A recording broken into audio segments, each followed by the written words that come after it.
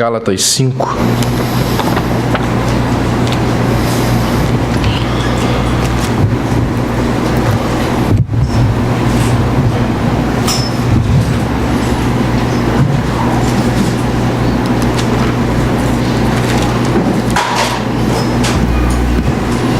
A partir do verso 16, digo, porém, andai no Espírito, e jamais satisfareis a concupiscência da carne, porque a carne milita contra o Espírito, e o Espírito contra a carne, porque são opostos entre si, para que não façais o que porventura seja do vosso querer.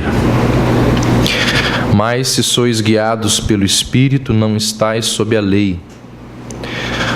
Ora, as obras da carne são conhecidas e são prostituição, impureza, lascívia, idolatria, feitiçarias, inimizades, porfias, ciúmes, iras, discórdias, dissensões, facções, invejas, bebedices, glutonarias e coisas semelhantes a estas, a respeito das quais eu vos declaro, como já outrora vos preveni, que não herdarão o reino de Deus os que tais coisas praticam. Mas o fruto do Espírito é amor, alegria, paz, longanimidade, benignidade, bondade, fidelidade, mansidão, domínio próprio. Contra estas coisas não há lei. E os que são de Cristo Jesus crucificaram a carne com as suas paixões e concupiscências. Se vivemos no Espírito, andemos também no Espírito, não nos deixemos possuir de vanglória, provocando uns aos outros, tendo inveja uns dos outros. Hoje nós chegamos ao final da nossa série de mensagens sobre os 7 pecados capitais, e hoje a gente vai falar sobre o pecado da luxúria. E esse último dos 7 pecados capitais. Se a gente reparar bem, e não é preciso fazer muito esforço para isso, a gente vai perceber que o mundo gira em torno de sexo. Nós encontramos apelos ao sexo nos mais diversos lugares, nas mais diversas propagandas, desde propaganda de pneu de carro até propaganda de cerveja. Sempre existe ali uma mulher seminua tentando tornar aquele produto um produto mais atraente. Programas infantis na televisão têm apelo a sexo. Revistas, outdoor, jornais, internet, conversas, piadas, olhares, a forma de se vestir. O tempo todo o sexo está ao nosso redor. O sexo, ele está entranhado em nosso ser. E na nossa sociedade, o sexo, ele ganhou uma qualidade quase que sagrada. Ganhou contornos, digamos assim, místicos. A nossa sociedade escolhe aquelas personalidades mais sensuais e alça ou coloca essas personalidades na posição de deuses e deusas. Quando surge um novo rostinho bonito na televisão, quando surge um novo ator, quando surge uma nova celebridade, a nossa sociedade fica ali bajulando os detalhes da vida daquela celebridade, divulga as medidas, a altura, o peso, o quadril, quanto calça. Para onde essa celebridade vai, ela é cercada de paparazzis, de fotógrafos que o tempo inteiro querem mostrar para a sociedade: olha, fulano de tal hoje foi na Praia do Leme, fulano de tal hoje fez isso, fulano de tal hoje respirou 506 vezes a mais. A gente vai dizendo os detalhes. E os detalhes dessas celebridades, esses detalhes geram recursos, esses detalhes eles alimentam o mercado financeiro, geram dinheiro, trazem status para essas pessoas. Então tudo isso prova que o sexo se tornou um fim em si mesmo. O sexo ele acaba se tornando um substituto para aquilo que é sagrado. Por isso que um escritor cristão, há muito tempo atrás, um camarada chamado Chesterton, ele disse o seguinte: a obsessão pela sexualidade nada mais é do que uma sede por transcendência. Ele vai dizer que todo homem que bate na porta de um bordel, na verdade ele está procurando por Deus.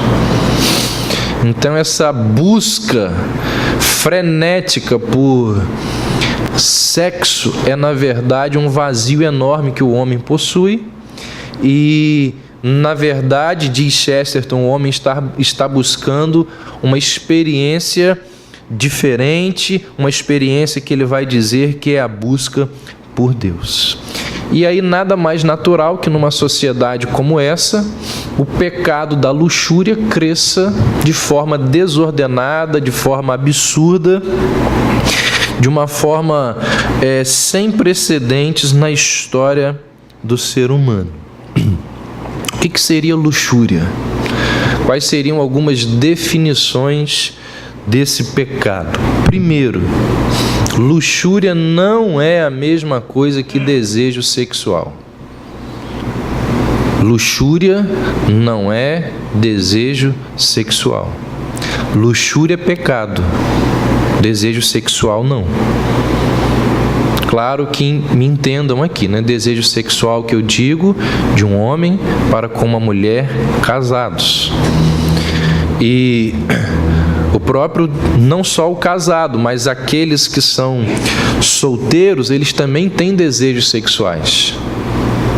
Desde que, segundo a tradição e o ensinamento bíblico, isso não aconteça antes ali do casamento, isso não é pecado. Os homens e as mulheres foram dotados por Deus, a gente vai ver isso daqui a pouco, de desejos sexuais. O desejo sexual, ele é algo muito bom. O desejo sexual foi algo colocado no homem e na mulher por Deus.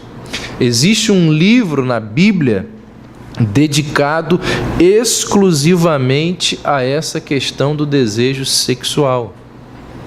O Cântico dos Cânticos é um dos poemas de amor mais sensuais e eróticos da literatura mundial.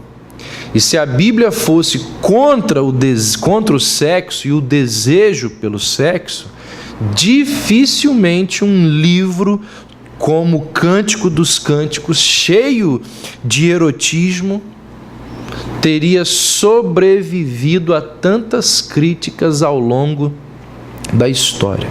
Então, luxúria não é o mesmo que desejo sexual.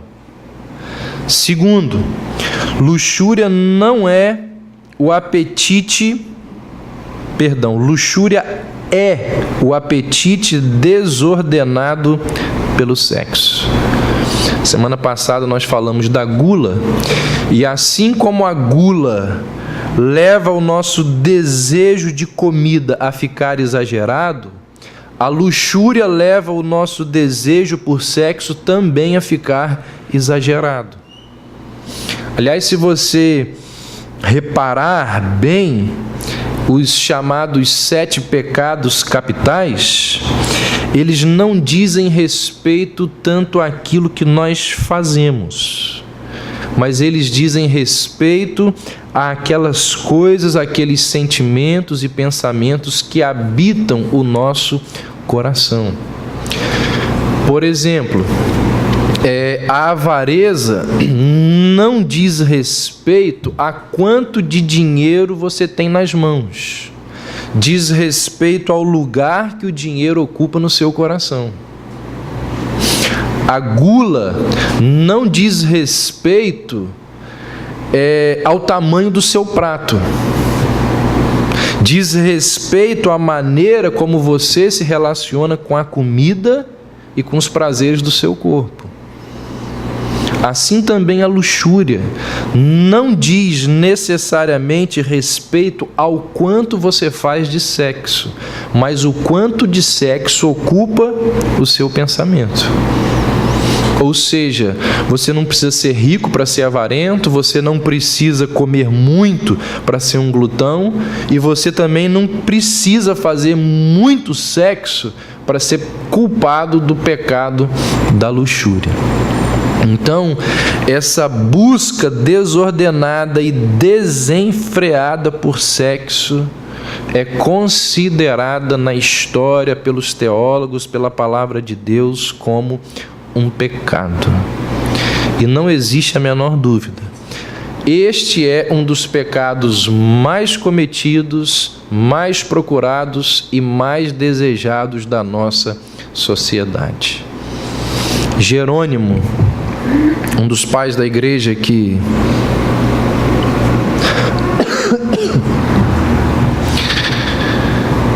traduziu lá a Vulgata,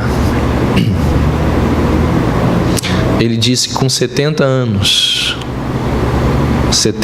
de idade, ele tinha sonhos, idealizava dançarinas seminuas diante dele. E ele precisava constantemente pedir a Deus para ajudá-lo nos seus pensamentos, nas suas fantasias sexuais. Por que a luxúria é pecado? Primeiro, luxúria é pecado porque enxerga o outro simplesmente como um meio de obter satisfação. Vou repetir. Luxúria é pecado porque enxerga o outro simplesmente como um meio de obter satisfação. Luxúria acontece quando a atração sexual se torna o fator dominante e determinante num relacionamento entre duas pessoas. A luxúria ela acontece quando uma pessoa só consegue pensar no corpo da outra. Só nisso. E ao olhar para aquele corpo, a luxúria imagina-o, a luxúria deseja senti-lo, deseja possuí-lo, deseja dominá-lo. Tomás de Aquino vai comparar a luxúria como um leão olhando para um veado. Aquino diz que o leão, quando olha ali para o veado, não pensa em mais nada senão na comida que está prestes a saborear.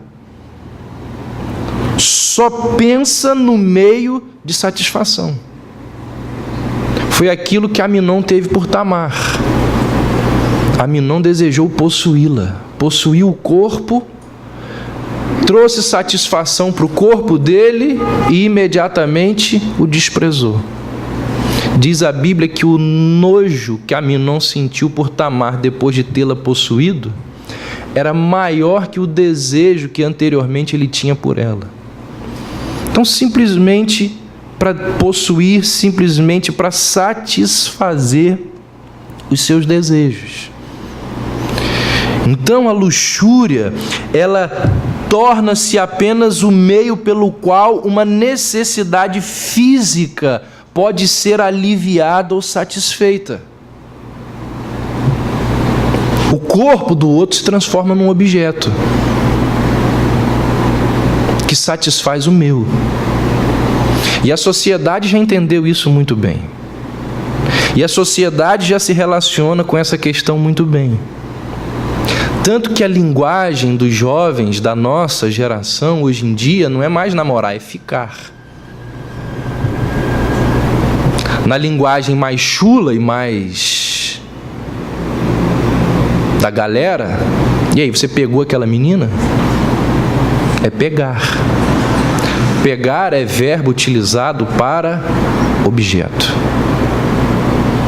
E é assim que as pessoas são tratadas quando são alvos do pecado da luxúria. A luxúria torna-se o meio pelo qual uma necessidade física pode ser aliviada ou satisfeita. Algo parecido com um Big Mac ou um vaso sanitário. Exatamente isso.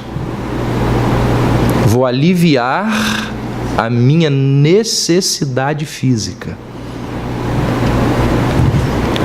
A luxúria enxerga o outro simplesmente como um meio de obter satisfação. Logo, por que a luxúria é pecado? Porque na essência da luxúria está o quê? Egoísmo. Puro egoísmo. Só pensa nele. Só pensa no seu prazer. Só pensa na sua satisfação. A luxúria enxerga o outro, o próximo, simplesmente como um meio de obter satisfação. Tomás de Aquino vai dizer que o desejo luxurioso nada mais é do que amor próprio, ou seja, egoísmo. Segundo, por que a luxúria é pecado? Porque ela alimenta uma ilusão. Embora exista um prazer temporário, o resultado da luxúria é mais frustração. Existe um prazer momentâneo, mas o resultado final é um vazio e é uma ilusão e é uma frustração ainda maior. Alguém disse que a luxúria é como o eczema. Quanto mais coçamos, mais dá vontade de coçar.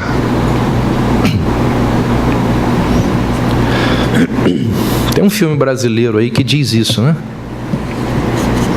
Trair e coçar é só começar.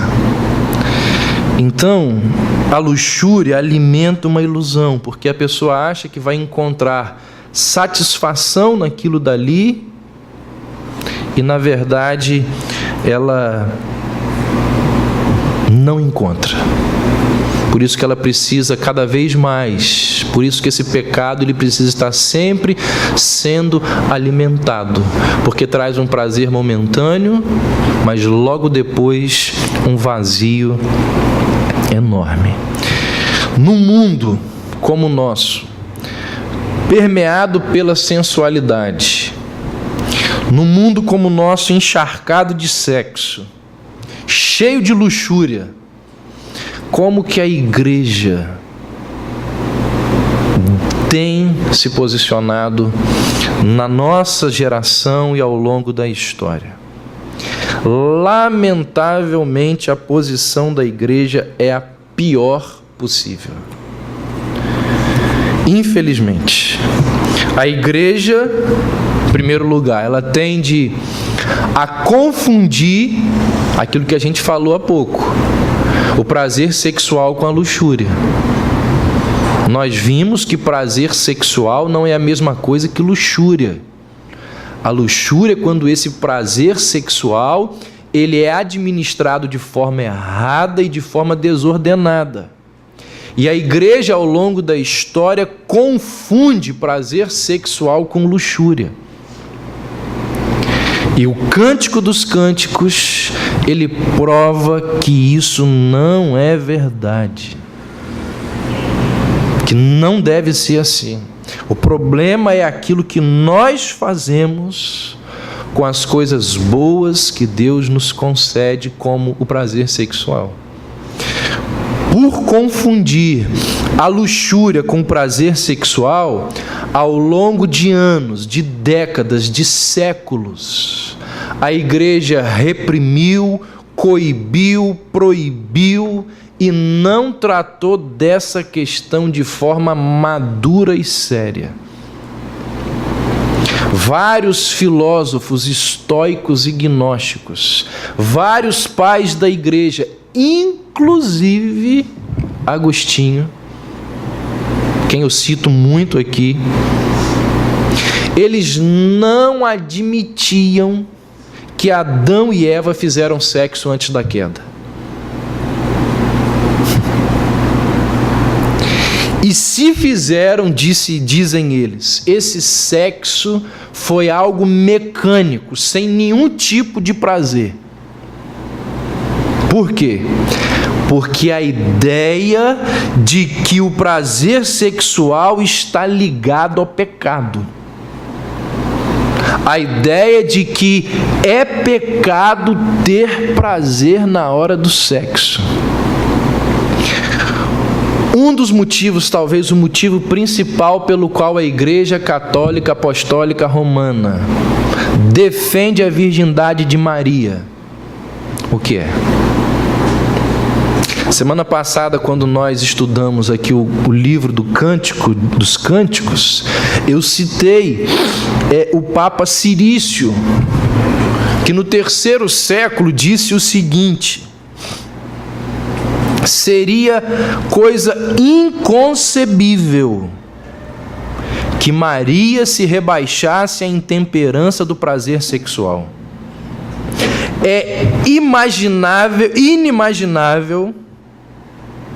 que o átrio do Rei Eterno fosse maculado pela presença posterior do sêmen masculino. A ideia de que prazer sexual é luxúria, e a Igreja tem se posicionado dessa forma ao longo da história.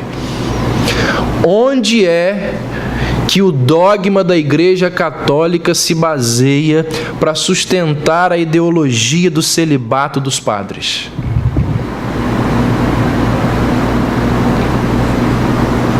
Daqui a pouco nós vamos falar, no final da mensagem, nós vamos falar sobre aquelas pessoas que fazem uma opção por castidade. Mas isso é uma opção dela. Ela desejou ser solteira e viver de forma solteira para o resto da vida. Agora, a Igreja Católica, ela impõe, é obrigatório o líder religioso ser celibatário. E uma das ideias que sustenta essa doutrina é a ideia de que o sexo não é uma coisa muito pura. Então, para o camarada ele ter uma melhor relação com Deus, para ele ficar mais puro para servir a Deus, ele vai se abster do sexo. Ao longo dos séculos, dentro da igreja, o prazer sexual passou a ser visto de forma negativa, mesmo dentro do casamento. Mesmo dentro do casamento. Qual é o maior motivo, segundo a Igreja Católica, para existir sexo dentro do casamento? Reprodução. Não é o prazer. Então a igreja, ao longo da história, ela tem a tendência de confundir o prazer sexual com a luxúria. No mundo permeado pela sensualidade, encharcado de sexo, cheio de luxúria, como que a igreja tem se posicionado? Segundo, a igreja trata a sexualidade como um rival da espiritualidade, o que eu acabei de falar. Não só confunde prazer sexual com luxúria, mas como trata a sexualidade como rival. O casal que faz muito sexo, marido e mulher que fazem muito sexo, não tem como ser espiritual. Do século III ao século X, do ano 400 ao ano 1100, autoridades eclesiásticas emitiram éditos proibindo a prática sexual, ou seja, saíram leis do século III ao século X, ou seja, durante 700 anos, aquelas pessoas que faziam parte da Igreja Católica, elas estavam proibidas de fazer sexo toda quinta-feira. Porque quinta-feira era dia da prisão de Cristo. Elas estavam proibidas de fazer sexo, além de toda quinta-feira, toda sexta-feira. Porque sexta-feira foi o dia da morte de Cristo. Elas estavam proibidas de fazer sexo todo sábado, em honra à Virgem Maria. Elas estavam proibidas de fazer sexo aos domingos, em honra aos santos falecidos. Acabou o fim de semana, né?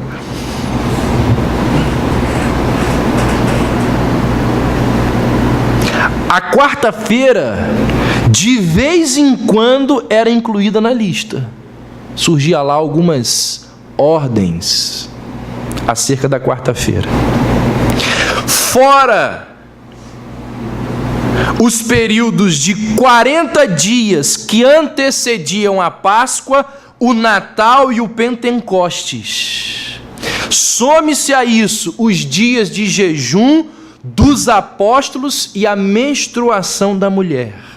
E a lista ela foi aumentando e chegou numa época que um casal que servia a Deus ou que acreditava estar servindo a Deus dentro da Igreja Católica, eles tinham 44 dias por ano disponíveis para o sexo conjugal.